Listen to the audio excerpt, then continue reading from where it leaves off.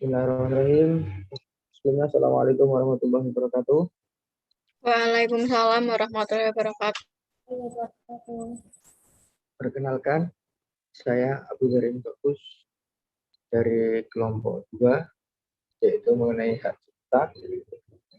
Di sini saya akan membacakan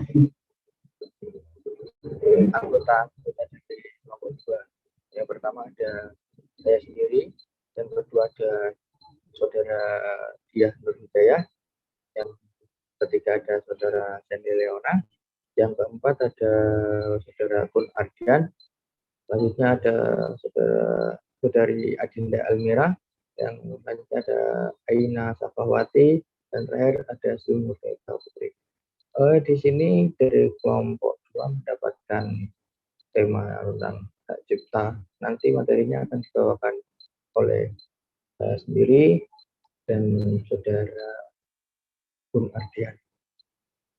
Mungkin langsung saja bisa dibacakan oleh saudara Kun, monggo. Ya, baik. Yang pertama adalah pengertian dari hak cipta itu sendiri. Hak cipta adalah hak eksklusif pencipta yang timbul secara otomatis berdasarkan prinsip deklaratif setelah suatu ciptaan diwujudkan dalam bentuk nyata tanpa mengurangi pembatasan sesuai dengan ketentuan peraturan perundang-undangan. Contohnya adalah ketika seseorang mengeluarkan sebuah karya, maka karya tersebut otomatis akan menjadi milik orang tersebut. Setelah membahas pengertian dari hak cipta, seseorang yang mengeluarkan karya tersebut akan disebut sebagai pencipta, di mana pengertiannya adalah seseorang atau beberapa orang yang secara sendiri-sendiri atau bersama-sama menghasilkan suatu ciptaan yang bersifat khas dan pribadi. Lalu ada pengertian dari ciptaan. Ciptaan adalah setiap hasil karya cipta di bidang ilmu pengetahuan, seni, dan sastra yang dihasilkan atas inspirasi, kemampuan, pikiran, imajinasi, kecekatan, keterampilan, atau keahlian yang diekspresikan dalam bentuk nyata. Selain itu, terdapat beberapa istilah yang sering digunakan dalam hak cipta, antara lain, yang pertama, pemegang hak cipta adalah pencipta sebagai pemilik hak cipta, atau pihak yang menerima hak tersebut dari pencipta, atau pihak lain yang menerima lebih lanjut hak dari pihak yang menerima hak tersebut. Yang kedua adalah pengumuman. Pengumuman sendiri adalah pembacaan, penyiaran, pameran, penjualan, pengedaran, atau penyebaran suatu ciptaan dengan menggunakan alat apapun, termasuk media internet, atau melakukan dengan cara apapun sehingga suatu ciptaan dapat dibaca, didengar, atau dilihat orang lain. Lanjut, Pak. Selanjutnya adalah perbanyakan. Perbanyakan adalah penambahan jumlah suatu ciptaan, baik secara keseluruhan maupun bagian yang sangat substansial dengan menggunakan bahan-bahan yang sama ataupun tidak sama, termasuk mengalih wujudkan secara permanen atau temporer. Selanjutnya ada lisensi. Lisensi adalah izin yang diberikan oleh pemegang hak cipta atau pemegang hak terkait kepada pihak lain untuk mengumumkan dan atau memperbanyak ciptaannya atau produk hak terkaitnya dengan persyaratan tertentu. Hak cipta sendiri memiliki keistimewaan bahwa dia akan melekat terus sampai dinikmati anak dan cucu keturunannya. Contohnya adalah ketika Didi Kempot menciptakan sebuah lagu, kemudian lagu tersebut dinyanyikan oleh orang lain atau pihak kedua, maka hak cipta tersebut juga beralih ke pihak kedua. Jika hak cipta sudah selesai sampai 25 tahun, maka ia atau lagu tersebut akan kembali ke pencipta ketika pencipta tersebut telah meninggal dunia, maka akan jatuh ke ahli waris. Hal ini telah diatur secara jelas dalam pasal 4 ayat 1 dan 2 Undang-Undang Nomor 19 Tahun 2002. Yang kedua ada hak terkait. Hak terkait adalah hak yang berkaitan dengan hak cipta yang merupakan hak eksklusif bagi pelaku pertunjukan, produser fonogram, atau lembaga penyiaran. Sekian. Oke, terima kasih Mas Kun. Monggo, Mbak, lanjut. Di sini ada sebuah kasus yang dilakukan oleh, ya bukan dilakukan ya, yang menimpa antara Kemendikbud, TVRI, dan pemegang hak cipta. Pelanggaran hak cipta oleh lembaga pemerintahan, studi kasus penayangan film sejauh hukum melangkah pada program belajar dari rumah oleh Kementerian Pendidikan dan Kebudayaan. Film dokumenter sejauh hukum melangkah yang ditanyakan pada program belajar dari rumah Kemendikbud RI di TVRI mendapatkan somasi dari sutradara film tersebut atas penayangan, modifikasi, dan mutasi tanpa pengetahuan dan izin dari pencipta atau pemegang hak cipta film. Monggo, Mbak, lanjut. Di sini dalam kasus ini ya, dilihat dari siaran pers yang dilakukan oleh pihak Indox maupun kuasa hukum pemegang hak cipta film dokumenter, bahwa pihak Indox telah berkali-kali menanyakan perihal mengenai perjanjian hak siar, namun tidak ada tanggapan hingga tanggal 25 Juni 2020.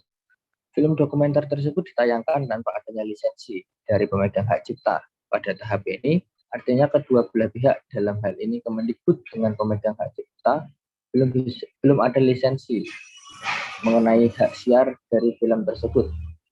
Perlu dikonfirmasi bagaimana file film sejauh hukum melangkah sudah ada di pihak Kemendikbud dan dapat ditayangkan pada lembaga penyiaran publik, yaitu TVRI. Next, Mbak. Pada kasus penayangan film sejauh hukum melangkah, Kementerian Pendidikan dan Kebudayaan telah melanggar hak eksklusif pemegang hak cipta film tersebut dengan cara melawan hukum tanpa ada perjanjian lisensi dan pembayaran royalti tanpa kesepakatan dan tidak melalui jalur resmi. Sutradara film sejauh hukum melangkah sebagai pemegang hak cipta dan kuasa hukumnya mengirimkan somasi kepada Kementerian Pendidikan dan Kebudayaan yang telah melanggar hak moral sebagai mana yang disebutkan dalam pasal 5 ayat 1 huruf E, dan hak ekonomi sebagaimana yang disebutkan dalam pasal 9 ayat 1 huruf C dan E Undang-Undang Hak Cipta nomor 28 tahun 2014. Penyelesaian sengketa hak cipta dapat dilakukan melalui alternatif penyelesaian sengketa, arbitrase, atau pengadilan niaga. Lanjut, Mbak.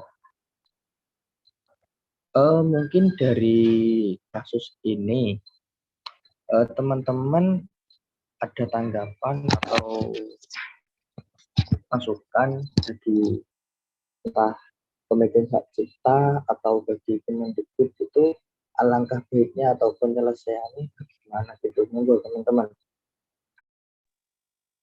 Monggo, Mbak, Mas pun kalau misalkan ada tanggapan dari panjenengan untuk penyelesaian kasus ini bagaimana? Ya, kalau menurut saya ya Mas, kasus ini tuh udah melanggar hak eksklusif dari pemegang hak cipta tersebut. Karena kan tadi Mas Bagus menjelaskan Kemendikbud itu belum memiliki lisensi terkait penayangan film sejauh hukum melangkah tersebut. Dan juga pihak TVRI tersebut memotong-motong bagian film tersebut sehingga pesan dari film tersebut yang mengangkat isu dari difabel netra, disabilitas netra itu tidak tersampaikan secara penuh. Begitu, Mas. Oh, begitu ya, Mas Pun. Saya sependapat dengan jawaban Mas Pun. Mungkin alangkah lebih baiknya kan sebelumnya ada penayangan film tersebut antara pihak Indok sama pihak Kemendikbud yang nantinya ditayangkan di TVRI harus adanya perjanjian lebih dahulu. Kalau terjadi hal seperti ini, pasti dari pihak Indox atau pemegang hak cipta ini dirugikan dari entah segi ekonomi dan juga karyanya seakan-akan tidak dihargai gitu. Tapi di sisi lain kita juga harus melihat mungkin adanya miskomunikasi antara pihak Indo sebagai pemegang hak cipta dengan pihak Kemendikbud, mungkin juga gitu. Monggo kalau ada teman-teman lain yang mau menanggapi, silahkan. Bagaimana? Izin menanggapi, Mas Bagus. Dari Nah, keterangannya kan TVRI melalui Kemendikbud TVRI itu kan mendapat salinan film tersebut dengan cara melawan hukum. Berarti kan udah jelas-jelas itu melanggar ya.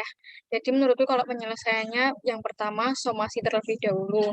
Misal kalau nggak ada tanggapan, baru pakai alternatif penyelesaian lainnya. Terima kasih. gitu ya. Oke, terima kasih, Mbak. Ada tanggapan lain mungkin monggo dari teman-teman yang lain. Izin Bagaimana? menanggapi juga. Oh ya, siap. Kan jelas-jelas itu juga melanggar. Jadi kalau nantinya mau dilaporkan lebih lanjut, bisa dilaporkan ke peradilan niaga kayaknya gitu. Baik.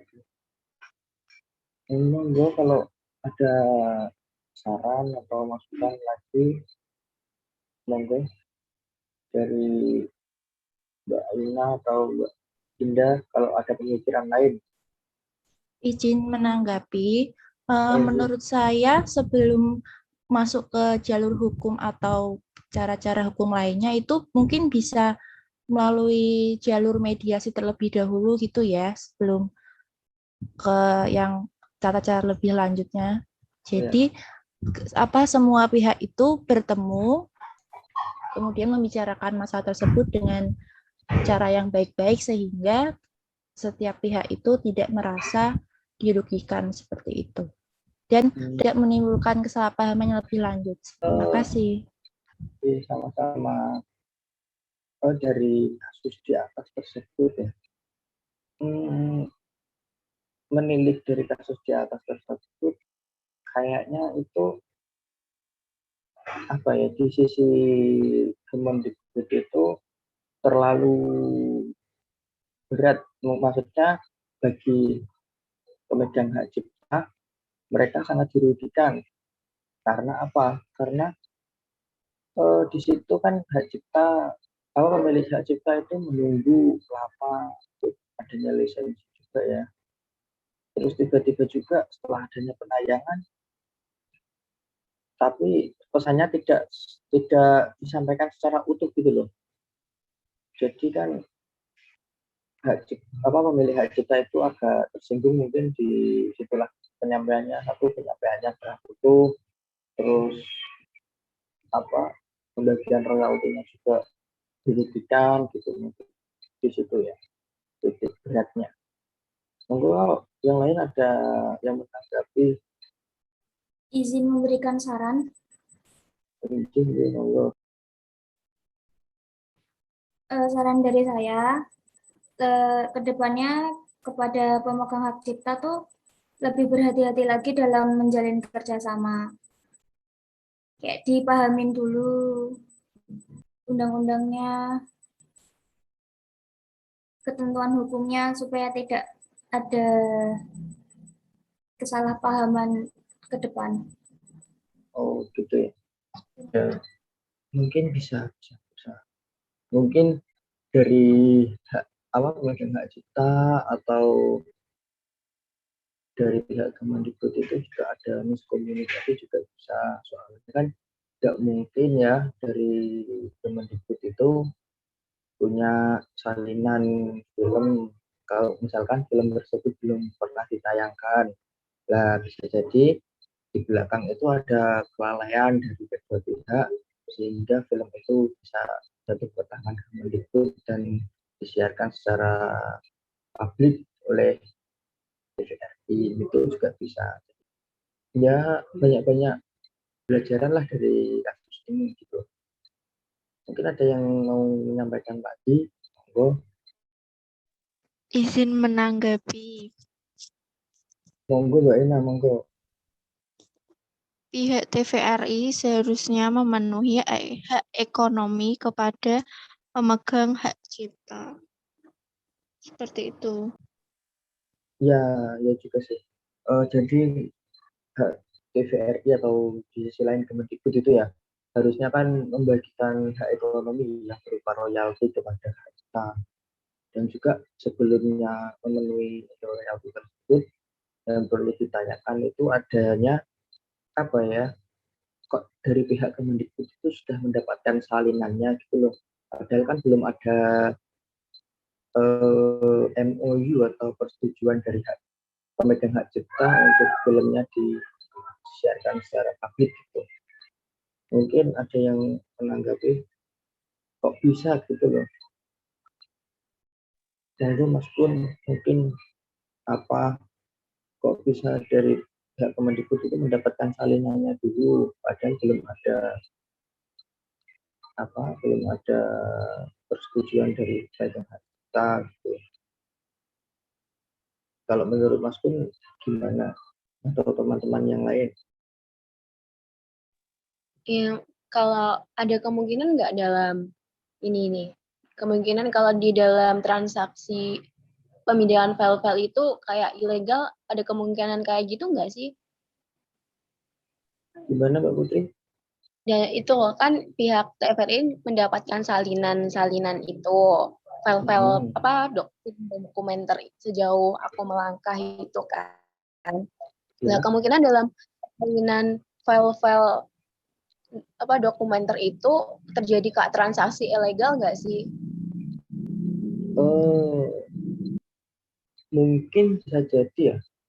Soalnya kan Menurutku ada.